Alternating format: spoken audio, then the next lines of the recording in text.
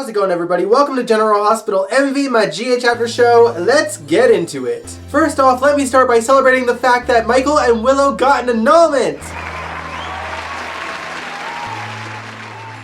Listen, I know some of y'all are Miller fans, but can we talk about how the show gave them 2 montages in 1 episode and the editors couldn't even find enough interesting scenes to not repeat the flashbacks? Just give me chillo already. Tragic. Meanwhile, Sasha is more determined than ever to have someone tell her story, especially since she was getting cornered by gossip reporters in the Metro Court asking her nosy questions.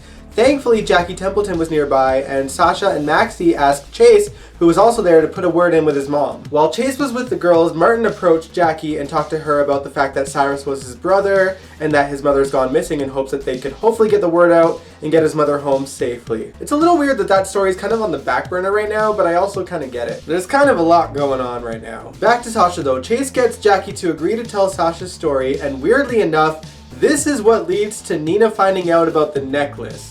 Let's talk about how we got there. So Carly found out that Avery has the necklace again because Joss gave the necklace back to Ava, and she decides to come up with a plan to replace that necklace with a duplicate necklace. Carly then recruits Bobby and lets her in on the situation, and the two of them go to Windermere together so that one of them can distract Ava while the other snoops around, but of course, this is Carly's plan, so it doesn't go very well. Nicholas finds her and she drops both necklaces and covers one and isn't sure which one is the real one, and I had to laugh about that because she was talking to herself earlier, saying how Avery would never know the difference. Problem is, you don't either, Carly. Cut to the day of Sasha's interview. Ava brings Avery over to the Metro Court restaurant to spend time with Carly, but at the moment, Carly was off with Jason talking about funeral arrangements, so she leaves her with Michael. Then Avery says she wants to give Sasha her good luck charm so that she could wear it on TV. Lucy puts on that necklace, but Sasha didn't see it, so she didn't think anything of it, and Nina notices it while she's on TV and marches down to the Metro Court to confront her. Oh, side note again, sorry, I'm all over the place this week. Jax and Nina earlier this week had a love scene, like a realistic love scene. I gotta give kudos to the directors for making it seem pretty normal given the circumstances. I mean, personally, I cringed a little because, you know, I'm worried about our actors and they were very close together. They didn't kiss, obviously, but they were close together and I freak out a little bit over it. That's just me. I'm sure that the actors themselves don't do anything that they don't want to do, so I guess they were both comfortable with it, but, you know, I'm worried. I want our cast safe, that's all. Alright, back to the drama. Now, Nina was mad at Sasha because she thought that she wore it for some unknown reason on purpose, but our little hero Avery steps in and explains that she gave it to Sasha as a good luck charm, and Sasha reiterated that she did not know what the necklace looked like when she went on the air. Avery explained that she found the necklace in the woods by a cabin, and then Michael filled in the rest of the blanks. Michael explained that it was his family cabin and that before Ava and Avery stayed there, Nelle was there when she kidnapped Wiley. Nina gives some insight on the necklace that it belongs to her daughter and that she found out her daughter was adopted and was living in Florida, and Michael points out that Nelle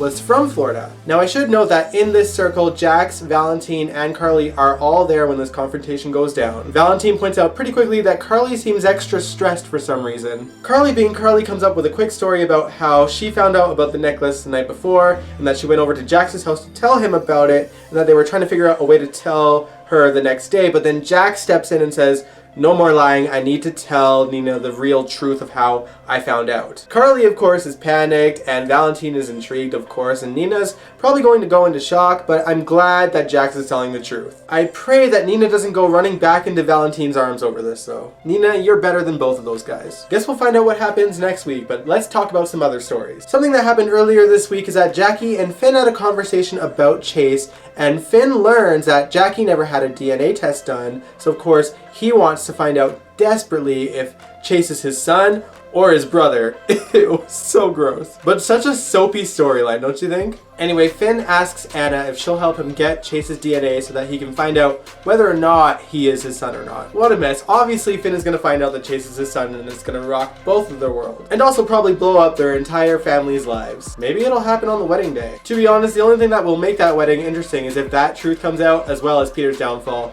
We'll talk about that a little bit later. Alright, so since I kind of brought up COVID earlier, I guess I should talk about the fact that we got a Jordan recast this week, who by the way reminds me a lot of GH's Maya Ward. Look her up if you don't know who she is. But anyway, that reminded me that Brianna Nicole Henry actually had COVID back around Thanksgiving, the US Thanksgiving, and I guess that means the show, in terms of shooting schedule, is at least 2 months ahead, which I'm relieved about because I know that they had to stop production for a while with things getting so crazy with COVID in LA, and I was worried that we'd have to see a bunch of repeats of Best of Sunny episodes, and I do not want that. We'll talk about Sunny in a moment. Anyway, Jordan and Curtis are clearly still in love with each other, but Curtis still has his wall up. He doesn't know if he can get past the fact that she can't trust him with all of her secrets. Honestly, I can't blame him for putting his walls up. I mean, that's a lot to get over. What do you guys think? Do you want Curtis and Jordan back together, or do you want Curtis with someone else? Let me know in the comments below. Alright, now let's talk about Sunny. So he has been acting manic all week, and of course, Phyllis is really worried about him because she sees that there's a mental situation going on, and she wants him to get checked out. But of course, Sunny was being very stubborn about it, but eventually he agrees to get checked out. The doctors do some blood work and discover lithium in his system, which implies that he may have been taking lithium for bipolar disorder. They prescribe some lithium to him again, and Sunny reluctantly takes it. He's not too happy about it, but he does comply because Phyllis is a very nice lady. A sweet talker she is. I'm not gonna lie, I'm not super interested in the storyline, and I'll tell you why. They always say that Sunny Corinthos is this huge criminal, and no one knows who he is. We have seen him with literal sheriffs in the storyline, and they don't know who he is. It takes me right out of the story. I just roll my eyes watching it. Maurice is doing a wonderful job playing an amnesiac Sunny, but it's just like, it's frustrating. Let him get his memory back and go back to Carly. If we're lucky, maybe he'll show up at his funeral alive like Carly did back in the day. Okay, now the rest of this week's storylines are kind of all connected with each other, so let's start with the Franco aspect of it. Peter unleashed the story that Franco's tumor is back in the Invader, and all hell broke loose in Port Charles, of course because everyone thinks that Franco might go back to his murderous ways. Britt was pissed. She marched over right to his office and confronted him about using her to go into a patient's medical files, and then Franco shows up not long after and threatens him, and Dante tackles him down and gets him out of there. Britt goes back into ripping him a new one, and Peter threatens her just in time for Jason to walk in and see it. Jason does his best to simmer the situation because he knows that Britt would be a lot safer if Peter sees her as an ally rather than an enemy, but she does tell him that if he uses her again, that she will not only throw him under the bus, but she'd be the one driving it. And I was like, yes, girl! I seriously love Britt this go around. But then Britt goes back to the hospital and her hand is violently shaking again. And I know some of you said that she doesn't have Huntington's disease. She tested negative for it. But now I'm wondering if that's actually true. I don't remember her testing negative. I don't completely doubt it. But maybe if it happened off screen, perhaps Britt lied about it, because what else could it be at this point? Later on, Dante meets up with Liesl and informs her of what went down at the Invader, and then she does this pen clicking thing and mind controls him into having to protect Franco at all costs. Yes, Dante, you must protect the man who strapped your wife to a bomb and nearly blew her up. Guten Tag. Poor Dante, you probably didn't realize just how fast he'd have to protect Franco. Let's talk about that. So Alexis is at home getting drunk, of course, because she's celebrating the fact that she's got her driver's license back since Tracy's frame job came to light. Sam shows up at the house and they both get a notification on their phone about Franco's story, and the story implies that his murderous tendencies are back. So Sam and Alexis go over to the hospital to confront Franco and Elizabeth. Things get pretty heated and Alexis walks off because of the stress, and she goes into a room and has a shot of vodka and sees a needle on the table. Then she hears Sam and Franco and Elizabeth all yelling at each other, and Franco screams because he has a headache and grabs Sam.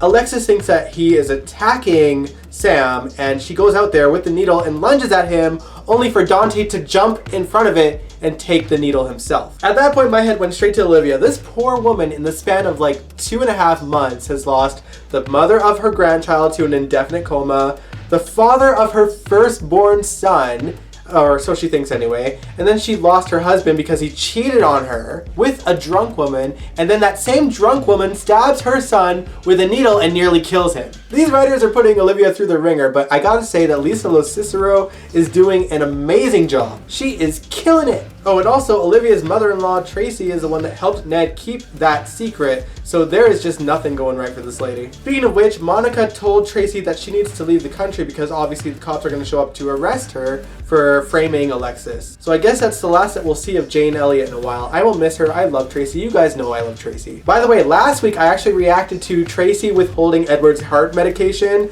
It is a classic Tracy Quartermain scene. I enjoyed watching it. If you guys want to see it, I will link that in the description below. Anyway, Robert had brought Olivia over to the hospital and sat in the chapel with her. He also texted Ned, not realizing what went down between Ned and Olivia and Alexis. and when he realizes it when Ned shows up, he gets him out of there as fast as he can. I seriously love Robert and Olivia's friendship. I mean, it's just so wholesome. And of course, Ned hates it. He acts like an ass and marks his territory as if he didn't already just piss on his marriage vows. Ned, your jealousy of Robert is what got you in trouble in the first place. Maybe you should just do what Olivia says and back off for a while. Stay away from my girl. And don't mess with Robert Scorpio. It won't end well for you. Olivia is more than ready to have Alexis pay for what she did. She declared it outside the chapel. She didn't want to use the words murderous bitch and slut inside the house of God, so she stepped outside of it. Gotta love her for her consistency. God, I'm really excited for the show now. I cannot wait to see what Olivia does. Honestly, the last few weeks I've found have been really kind of slow on GH. But this week, things are picking up and I'm loving it. I can't wait to see what happens next week. What do you guys think of GH this week? Let me know in the comments below. And thank you so much for watching this week's GH MV. If you liked it, give it a big old thumbs up. Subscribe if you want to. And I will catch you guys this Wednesday for another reaction. Peace out.